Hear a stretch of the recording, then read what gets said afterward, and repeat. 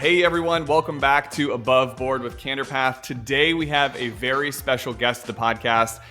And personally, this conversation is exciting for me because I've been such a fan and advocate of Whoop for several years now. For those that don't know, Whoop is a fitness and health wearable, and it acts as your personal fitness coach based on real-time data specific to you.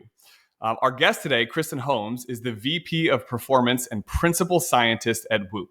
Kristen works with thousands of the best professional and NCAA athletes in the world. She's also an amazing athlete and coach in her own right. She's a former member of the U.S. national field hockey team, as well as one of the most successful coaches in Ivy League history, having won 12 league titles in 13 seasons and the first national championship ever for Princeton University and the Ivy. Kristen, thanks for joining us today on Above Board. Thank you so much for having me. I appreciate it. We are so excited to have you. And honestly, I have so many questions and just not enough time for the show. But before we dive into all of that, would you mind maybe just explaining a little bit about your journey and ultimately what connected you to Whoop and one other question. So this is a two-part question, your journey and what connected you to Whoop. And then for the folks that are listening to this going, what in the heck is Whoop? Maybe let's explain a little bit more about what that is too. Yeah. Well, I'll start with Whoop. It's a 24/7 physiological monitoring device. And there's no watch face. So it's just, on your wrist, passively collecting huge amounts of heart rate data. Our sample rate is, an industry standard in terms of, we're taking in basically 54 hertz, I think. So huge amounts of heart rate data per second. And then we're transforming that heart rate data to give you insights about how your body is responding and adapting to external stress. And we call that recovery. We measure cardiovascular load, which we call strain, and that actually builds in real time. And there's all sorts of kind of cool features related to the strain pillar. And then we also measure your sleep. And we give you lots of insight into your sleep consistency, how much sleep debt you're accumulating, how much time you're spending in deeper stages of sleep. So really the overarching goal or kind of project of Whoop is to help you take more control of your own physiology. And as a result, take more control over the trajectory of your health. And that's really, what our kind of North Star mission is at Whoop, is to really empower our members with these data and enable them to make, clear decisions about their behaviors and ultimately kind of their life. I remember when I first heard about it, and I'll get into this story in a little bit, but I kept hearing about it, and then it wasn't a cardiac event, but I was having chest pains. Wow. And went to the ER. Actually went down a whole spiral. Like I originally went to a walk-in clinic. They're like, your EKG's all over the place. Turns out they don't know how to read an EKG. And so then I go to the ER. I'm in the ER all day, and they diagnosed me with something that I forget the name of it. Costochondritis. It's like inflammation in the chest bone. Mm-hmm. But the ER cardiologist that walked in was wearing one of these, was wearing a Whoop. And he's like, hey man, you look like a fit guy. Like, you're asking me all these questions about your data. Have you ever looked into this? And I'm like, I keep hearing about it. And he's like, you definitely need one of these. And so it was like inspired for me by the ER cardiologist. Wow. But how did you get, I know, it's cool. How did you get connected to Whoop? Yeah. Well, you mentioned my time at Princeton. So, I guess there's a reason why we won 12 Ivy League championships in 13 seasons and a national championship at a little school called Princeton. But, we had quite a robust performance education platform and framework. And we used that to help our athletes understand the factors, both physiological and psychological, that influence their ability to kind of show up and perform in the classroom and on the playing field, and to have clearer thinking about just all the factors that kind of go into their ability to kind of show up and be the best version of themselves. So we had kind of this robust performance education platform, and I realized, I guess around 2010, that heart rate data was starting to become more ubiquitous, in the elite performance kind of circles. And so I was really probably one of the first NCAA coaches to, really use heart rate data in a meaningful way. but I got all sorts of different types of equipment. I had First Beat technology, which is a chest strap, and really sophisticated. And they actually had an algorithm that gave you kind of a readiness type of score. So they were using, heart rate variability as a marker to kind of let you know how your athletes were recovering. There's all sorts of other data that came along with First Beat as well. And I was using GPS. So I had internal load, I had external load, and I was basically kind of combining these data to give me insight into how my athletes were adapting and responding to the load I put onto them. And what was really interesting over the course of that time frame, and the more data I collected, and I was also collecting a lot of subjective data as well, in terms of just their perceived energy levels and how they felt like they were responding to training, their hydration, and some of their nutrition parameters. So I was really collecting huge amounts of data. And one of the things that I realized is that the what I was doing to them in practice didn't necessarily predict their readiness tomorrow. So, and that's, when you're a coach and you're trying to modulate volume and intensity in a very intentional way at an individual level, not understanding how ready that athlete is going to be is a huge problem. So, and it's hard to kind of develop them consistently and keep them safe and uninjured. So I started going down the rabbit hole myself, trying to say, okay, if it's not these 2 hours of training, then what is actually happening? And that's when I realized, oh, sleep, underfueling, overfueling, hydration, just how I perceive the day. So all of Mm-hmm. these components are really going to impact how I show up, certainly, but most importantly, how I recover from stressors. So I started building my own technology, which is kind of the Whoop doppelganger, I suppose. So around the same time that Whoop was founded, I was in beta with my technology called Actus, and I basically raised a bunch of money. So the entrepreneurs I can definitely relate. I started a company and raised about $250,000 to build Wow. this technology. And basically what I was doing is I was pulling in Fitbit's API and transforming those data. I had machine learning systems of computational biology, machine learning from Carl Icahn on Princeton campus. So I hired a bunch of Mm-hmm. PhD students, and we were just like churning out these algorithms and testing them. And I had, of course, all my athletes. I was also teaching a class, so I had my students. So I had a nice big beta group, and we were, basically training these algorithms to give us a sense of what I called at the time readiness. This is before Aura, Mm-hmm. and actually, yeah, before First Beat as well. And yeah, so I had a readiness score. I had, sleep was a big component. And then I had a huge mental health module. And, so basically where we asked questions around purpose and autonomy and control. It was really into kind of self-motivation and, how to create autonomy without conflicting with the team's mission. So there's always this inherent tension between autonomy and team. And anyway, these data were kind of really helpful in unpacking that. But yeah, I started building my own technology, and I was presenting the technology and kind of the opportunities that I felt like we had to maybe roll this out across the Princeton athletic department.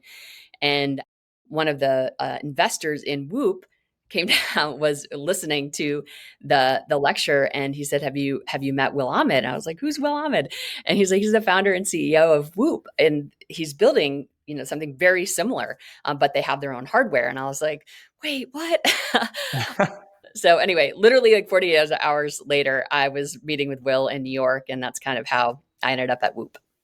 I love it. I'm so obsessed with Whoop for so many reasons, and I do want to get into the new stress monitoring tool, which we'll Yeah, talk about. yeah, But I do have a question, because I think what's interesting about, obviously you have this really great story being in athletics. Not only as an athlete, but then as a coach. And I think conventional wisdom would be, and actually, when I first started telling friends about Whoop, they're like, "Oh, that's for athletes." Like, the right. conventional wisdom is for athletes, which it is. But I also think it's really important for anybody that's looking to improve their health to have a better set of data points and metrics that's monitoring you. I know the answer, but you would agree with Yeah. that? I mean, absolutely. I mean, there's literally Right. no difference between what is going to move around a 70-year-old's performance levels and a 25 professional athletes' performance levels. It is Yeah. circadian behaviors, it's recovering behaviors, and it's strain behaviors. And Hmm. of course, how a 25-year-old MLB player is going to operate is going to be different than a 70-year-old, but at a foundational level, we all need to be engaging in these behaviors in Yeah. very similar ways. We all need to meet our sleep need. We all need to minimize our sleep debt. We all need to stabilize when we go to bed and when we wake up. These are core foundational principles Hmm. of health and longevity, right? And if we think about this broadly, we want to, health and performance, they're no different. Like Hmm. they're like, if you're not thinking about your health in a very intentional way, performance is not possible, right? And you might Yeah. still perform, because of whatever standard, but when you look at it at an individual level, you know, the person on my left and right, or the American standard, like, that's not my bar, right? And Yeah. that's the opportunity with data, is that I can start to see what my own individual potential is and work toward that in a very intentional way. Yeah. And I think that's really the opportunity, I think, with a technology like Whoop, is that you can really start to understand, how do I, improve, come to the day with, as much presence, and my, and be able to engage in the things that I want to engage in at a level that I want to, I want to be at. Yeah. And I think I always say, performance is a choice. And I think health is now becoming a choice as well. Sure. And Sure. and I think that's super exciting. Like, if we understand how to apply our effort, then, we can choose our level of functioning, Hmm. cognitively, emotionally, physically. And to me, there's nothing more exciting than that. I think I'm a potentially a good example of somebody that is a non-athlete. And it was probably around 2019, 2020. So we have two small kids. Mm, But at the time, my daughter was maybe 3. And, a lot of bad habits happen in life at that point. You're eating late, you get up in the middle of the night with a baby. You're drinking more caffeine than you should be. You're sleeping less, all the things. And what I noticed about myself at this point, I'm in my early 30s, and I noticed about myself, I thought, wow, I mean, if I continue down this path, and obviously as the kids get older, it's a little bit easier to sleep and stuff like that. But as I continue down this path of unhealthy traits, meaning making excuses to, well, you know what, I'll work out tomorrow. I'm not going to work out today. I'm as busy. I'll be with the kids and I'll work out tomorrow, or I'll eat healthy tomorrow, whatever. I was making excuses, and I was noticing. I mean, I was seeing it in the mirror too, but I felt fatigued. I felt tired, and I go, man, I mean, this is ridiculous. I mean, I'm in my early 30s. I should have more energy than I do. Granted, messing with the sleep cycle with little ones at home is an interesting phenomenon that I just never anticipated how difficult that would be. But it was around this time, 2020-ish, that I started hearing about the Whoop and started getting more into my fitness.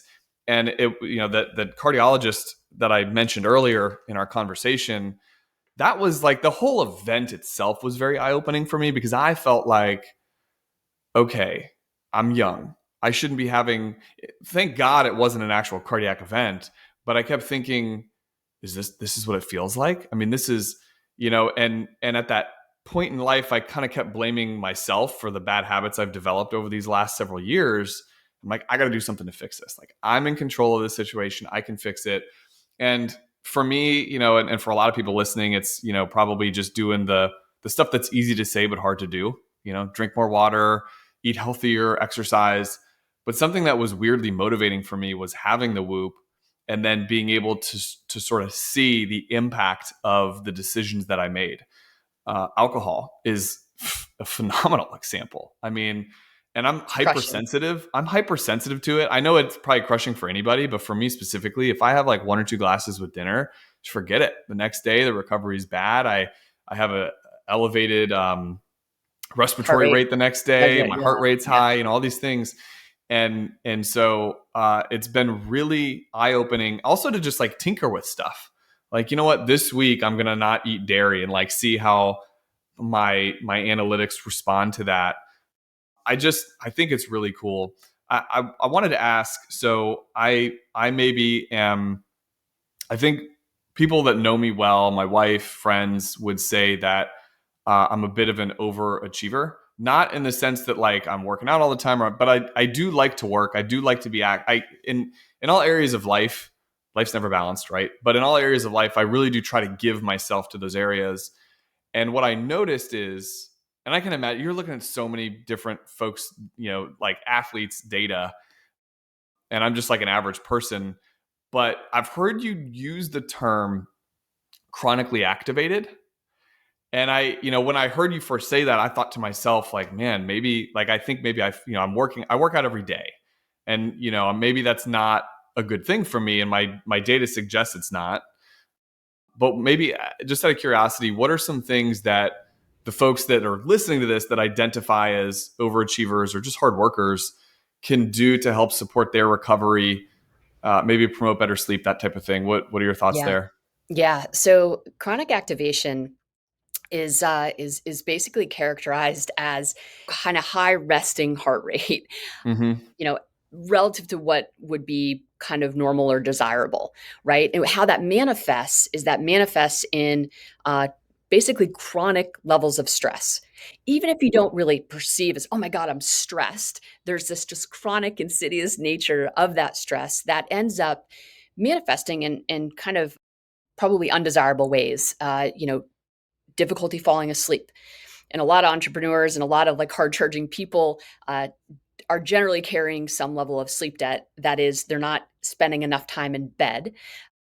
And as a result, when the head hits a pillow, they fall asleep right away. But because that stress, because they're chronically activated and they haven't managed that stress in a proactive way, they end up having a fragmented sleep experience.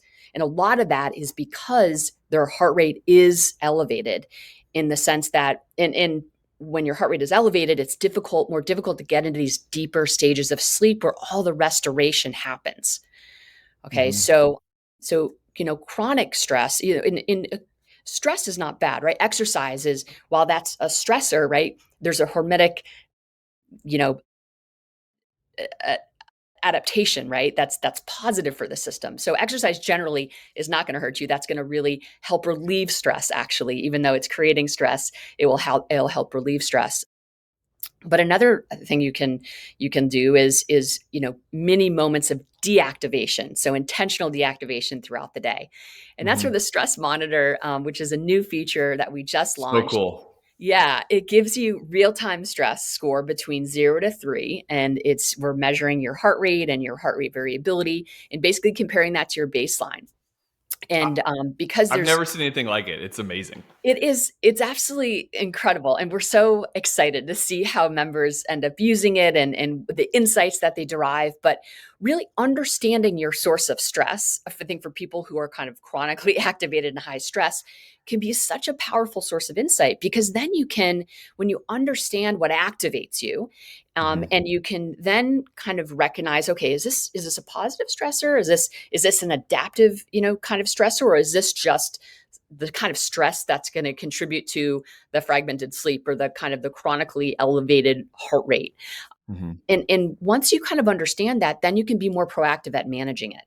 Mm-hmm. And so we not only tell you with the stress monitor, oh, you're stressed, that's kind of paralyzing, right? We actually tell you how to manage it. And in the app, we give you the ability to practice what is the most efficacious modality in reducing anxiety and stress, even away from the session. And it's called the physiological sigh.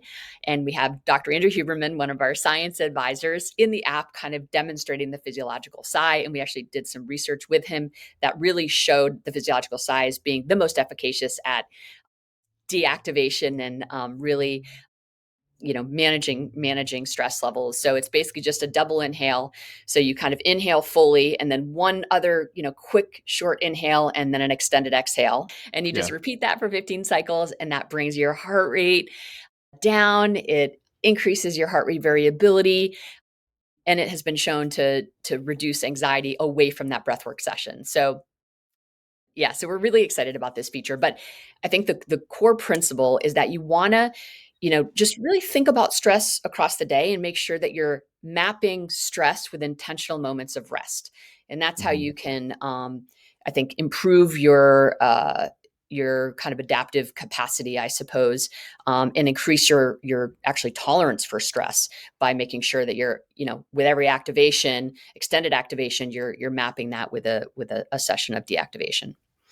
Well, I think you'd be proud of me. My stress monitor says I'm at a one. I had to check it while we're talking because I was Yeah. curious. I'm at a 1.2, and it's on a scale of 3, Amazing. which I think is good. I've learned about myself that I am, Oh, you know, damn, I'm high. are you? What's yours? What's yours? I'm so high. I'm at 2.1. Well, that's because you're passionate about what you're talking about right now, I Yes, no, think. for sure. And that's what's so cool too. Like, I mean, one of the, my thesis kind of coming into Whoop and where I was trying to rally everyone around was the fact that, heart rate variability is not just a metric that helps us understand your physiological functioning. It's a measure Mhm. that actually can help us understand our psychological functioning and, Yeah. and how adaptive that is. And so I just love that we're able to kind of use heart rate variability in this way. It's like so exciting. Would you mind explaining for the listeners what heart rate variability is and why it's important? Yes. So heart rate variability is basically the time interval between heartbeats. Mhm. And while it's a function of the heart, it originates in the autonomic nervous system. Your autonomic nervous system has two branches, the parasympathetic and the sympathetic, and they're both competing to send signals to the heart. And the parasympathetic is the deactivating, the rest and digest, and the sympathetic is the fight or flight, the activating. And both are obviously really important. But when we're highly recovered and we're adapting functionally to stress and we're really proactive about managing our stress, our heart is going to be responsive to both inputs from the autonomic nervous system. The more Mhm. under recovered we are, the less responsive your heart will be to the inputs. And you just notice yourself, as you're just not as like your reaction times aren't as good. Like you're not, mentally as sharp, you just don't, psychologically you might feel, emotionally maybe a little bit more depressed or like lower mood. Okay. So lower heart rate variability is a sign that you're not adapting to stress in a functional way relative to your own baseline. So it's a really powerful marker to just understand how you're adapting. And I think everyone should be tracking their heart rate variability, of course. Yeah. But yeah, I mean, I think it just gives you a lot of insight into, and I don't think you should obsess over it, daily necessarily, but I think Yeah.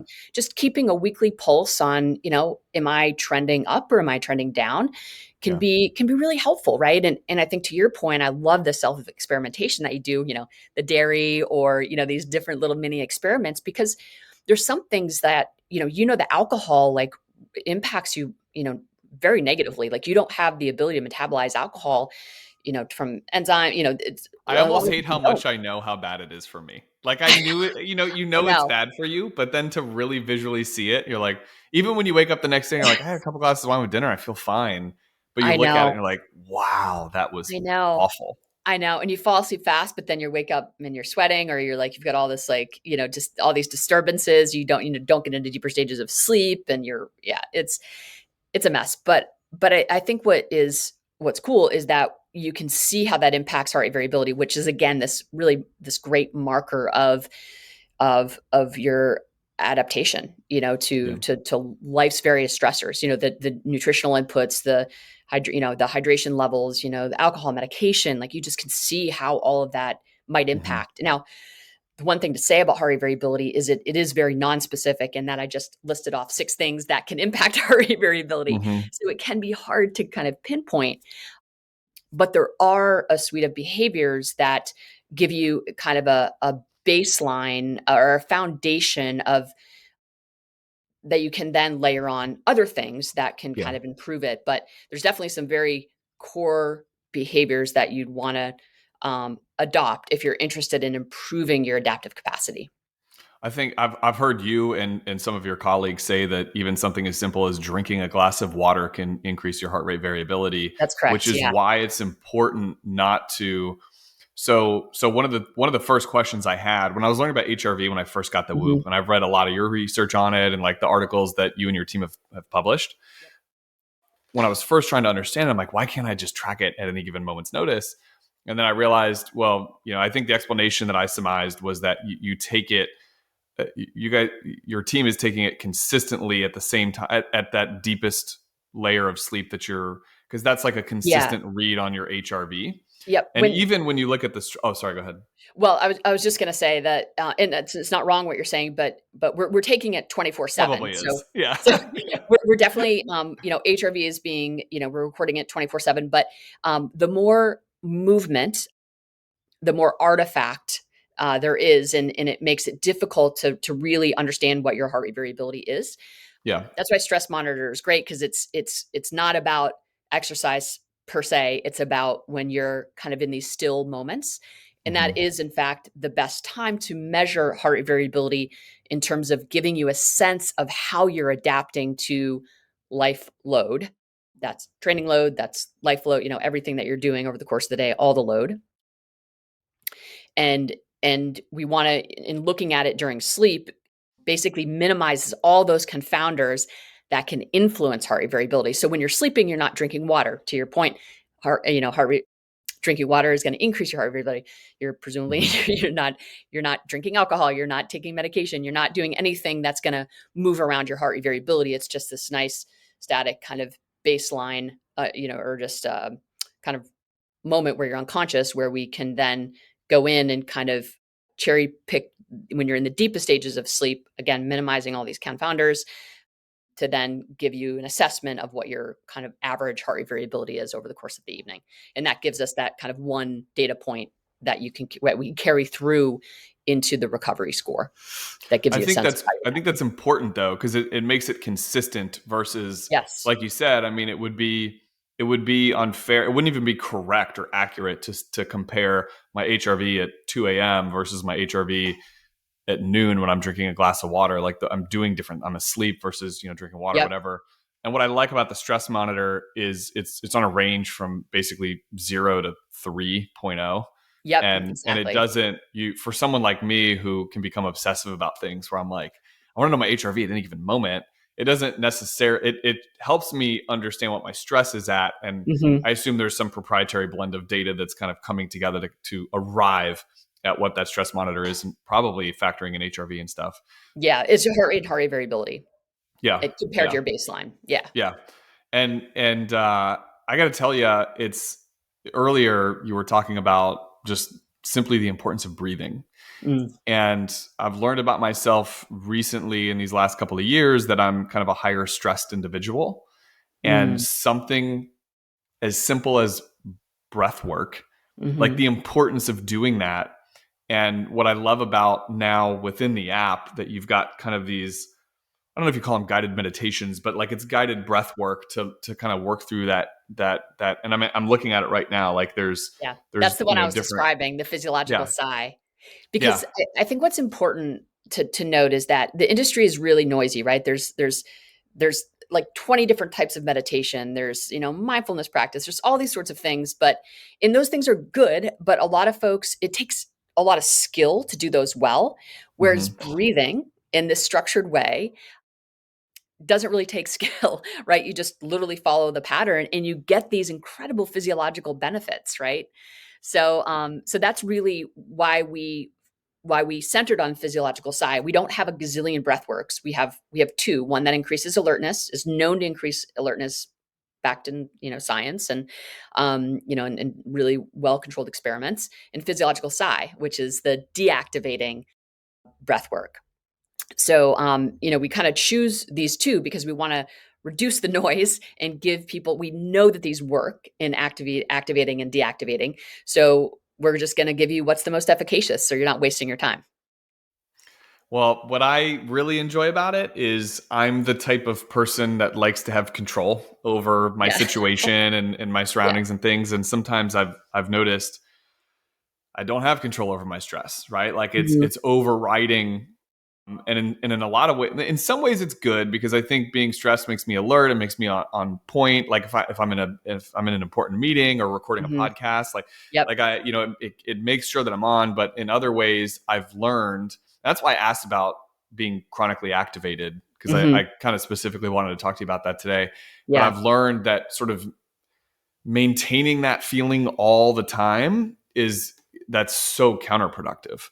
Yeah. And it's not, but it's not also something that you have to spend 15 minutes a day doing No. breath work on. You can, but I like that, like within the app, it's like, hey, just do this. I mean, this is something that could be seconds or minutes. Like it could be Totally. short. It could be Yeah. in 20 for seconds, me. 15 Yeah. seconds. Yeah. And it's anyone listening to this, like we all have busy Mhm. schedules. And so for me, it's like, okay, I got 5 minutes in between meetings. Like I can take a moment and I can work on that versus sort of maintaining this high stress feeling that I seem to have. And I asked a lot about the HRV because I've noticed, I know you guys always say not to compare. But I noticed like I have friends, I have a bunch of friends. It's like everyone that I know, I've been raving about Woo for so long. Like Yeah. we all have it and Yeah. Yeah. compare data sets and stuff. And I'm Yeah. like, man, like why isn't my HRV higher? And honestly, I think that this new stress tool will really help me with that because I It actually will. think that that's potentially part of my problem. I don't know what your thoughts are on that, but I No, know that the adage is do not compare data, no, right? but heart rate variability is modifiable, and you're doing so many other things right that I think you are correct in thinking that it might be this just kind of chronic latent stress that is suppressing your heart rate variability. So Yeah, you're kind of, when we talked about the branches of the autonomic nervous system, like you're sympathetic, sympathetic, sympathetic, sympathetic, sympathetic, right? And you're not really creating that balance in the autonomic nervous system. And that's where this breath work can kind of create more autonomic balance, giving you more control over hmm your autonomic nervous system, right? yeah, And when we have more control of our nervous system, really have control over physiology, which is super exciting, right? I can't control how I'm digesting necessarily, but I can actually control my heart rate, which is so exciting and empowering, and if we think about it in the context of really managing stress in a more proactive, intentional way, I think it gets really exciting. yeah. I did this challenge, which I'm sure you've heard of before, but it's called 75 hard, and or maybe you haven't. But so for 75 days, you do a set of things. For example, one of them is you work out twice a day, and they're 45-minute workout sessions each. And for an athlete, maybe not a big deal, although I can probably even tell just by looking at your reaction that like athletes need to recover too. But for the average person, it's like that's a lot. It's a lot of activity. And it's meant to Mhm. sort of jumpstart discipline. It's meant for all the Mhm. right things. I think it's created in me specifically. It's been great. But what I learned when I did it, I mean, I had the whoop the whole time. My recovery was garbage for like Yeah. 75 days. It was awful. Yeah. And I think now in reflection, looking back at it, I'm almost a little more excited to replace the workouts with being more mindful of Mhm. managing my stress levels.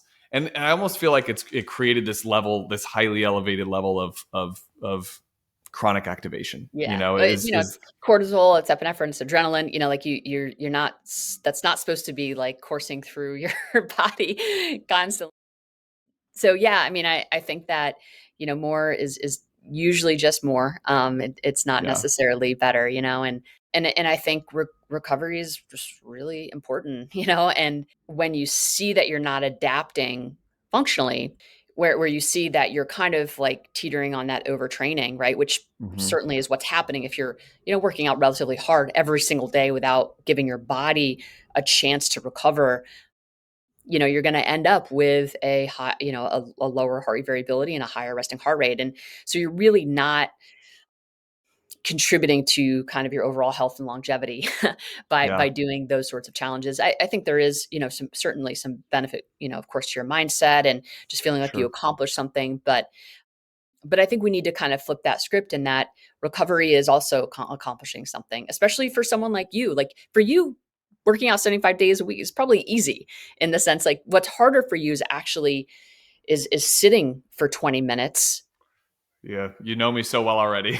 right? And Yeah. but that, Right. if you can't sit alone for 20 minutes with your thoughts, like that's a problem, right? Yeah. And in terms of like when you think about it from a health and longevity standpoint, that is a skill that we all need to develop and lean into. And I think that is, if we can do that and show that we do that and do it every day, I think we'll be more tolerant, like patient parents will be able to show up with more engagement and more presence. So yeah, I think as someone who really values, exercise and movement.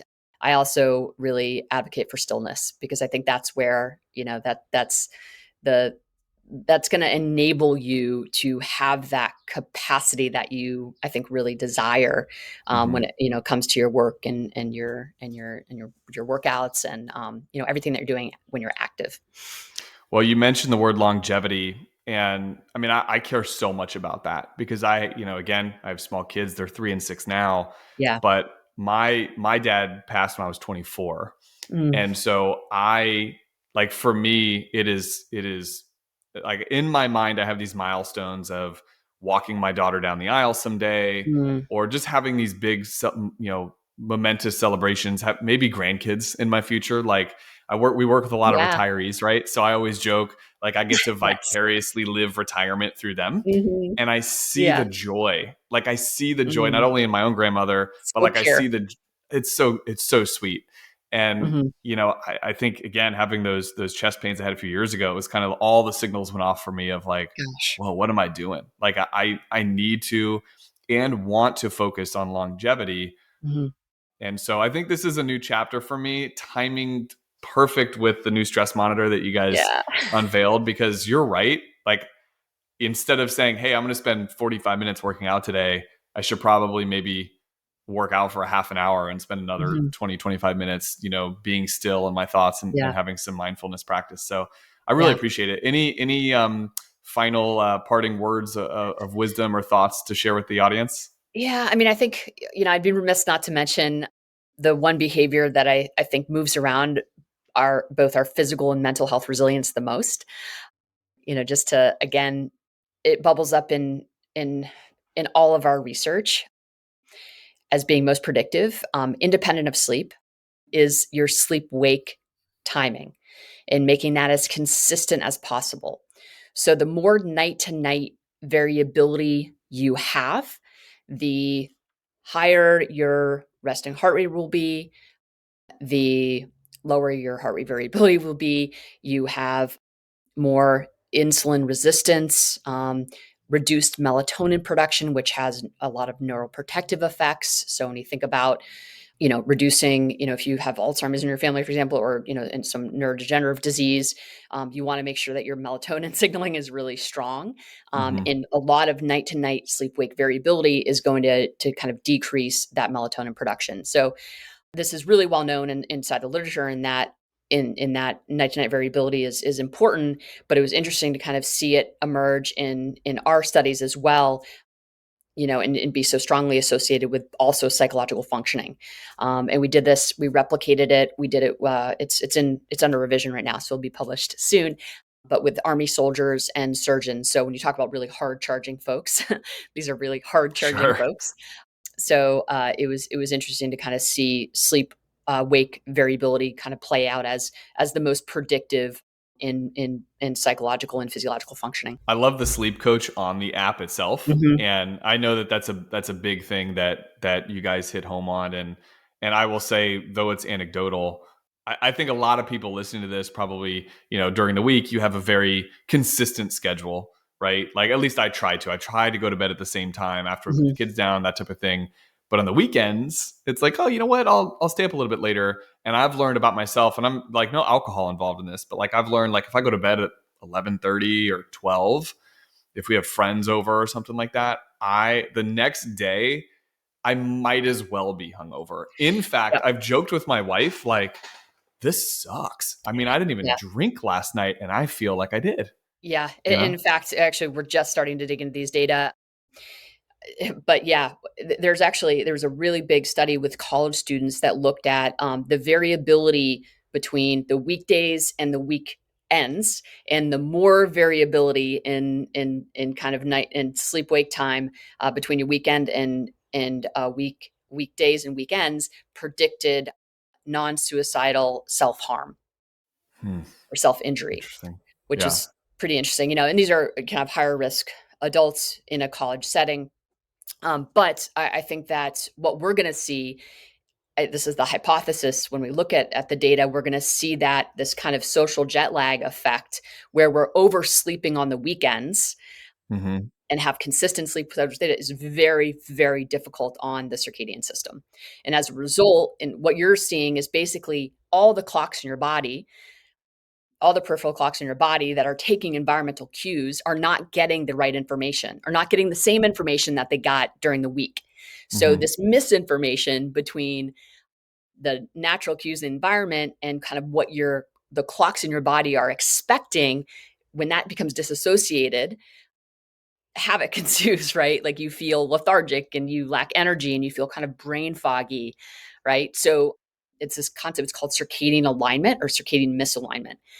And circadian misalignment is associated with all sorts of deleterious health outcomes. So from diabetes, cardiovascular event, it's almost, I'm overstating, but we can almost think about it as root cause Hmm.